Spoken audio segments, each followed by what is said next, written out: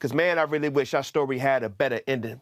I really wish we got to know each other, Dad, because I try to get away, but I can't help from feeling sad. Christian hip-hop artist Legend wrote about his absent father in the emotional rap, Wish I Knew You. And the fact is, you ruined all the blessings that you had, lost your son and your wife and your life, and I'm mad. Legend says his dad struggled with drugs and alcohol. After 3 failed rehab attempts, he made it very clear that he had no intention to change. So my mother actually left him and took me with her. So I grew up here, and he went back to D.C. where he was from, and I didn't see him again until 20. So from the ages of 5 to 20, I just didn't see my dad. The two did eventually reconcile, but Legend and his dad had no opportunity to grow closer. We did meet, and our very last conversation was, I forgive you. I said, I forgive you.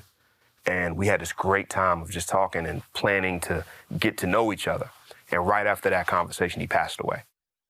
Growing up without his dad still affects Legend today. Still hurts. And I see that. And in some ways, it's pushed me to be a better father than maybe I would have been. I don't know. In other ways, I see the deficiencies of what I don't know to do because I didn't have them. Legend founded the Christian hip-hop production company Renaissance Movement, and God has used it to minister to youth and young adults dealing with fatherlessness. A lot of times in my shows, I say, man, raise your hand if you grew up without a father. And there's always half the crowd. Doesn't matter what the crowd looks like, white, black, and it's always half the crowd. So that gives me a chance to speak to that. And some of my most powerful music has come from that and reminding people, I would say my whole ministry is reconciliation. When the family suffers, it bleeds over into the culture. It's a problem Deacon Darrell Wentworth of Virginia Beach also hopes to change. He faces a daunting task. The National Fatherhood Initiative cites census statistics showing kids without a father figure are 4 times more likely to live in poverty, have behavioral problems, and commit crime. Wentworth wants to end what he calls this lukewarm war, where we don't think it's our responsibility to help couples that are in distress. We need to take responsibility and say, we can help you.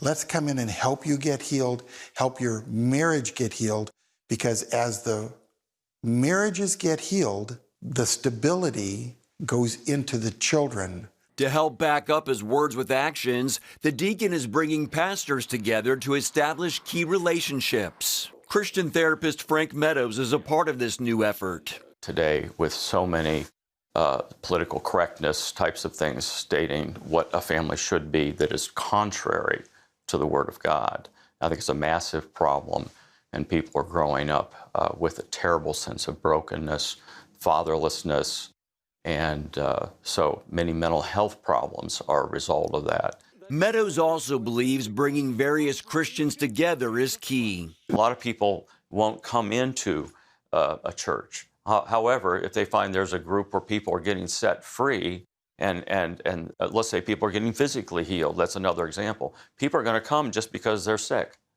and a lot of people are broken. And if the Christian community is united and embraces families, then perhaps the trend of fatherlessness can be reversed. It's Jesus' last prayer for us, right? It's John 17, like, man, make them one, unify them. So I think that that's obvious that if we were to actually live that out, then we would be able to prevent some of the things we see. Mark Martin, CBN News.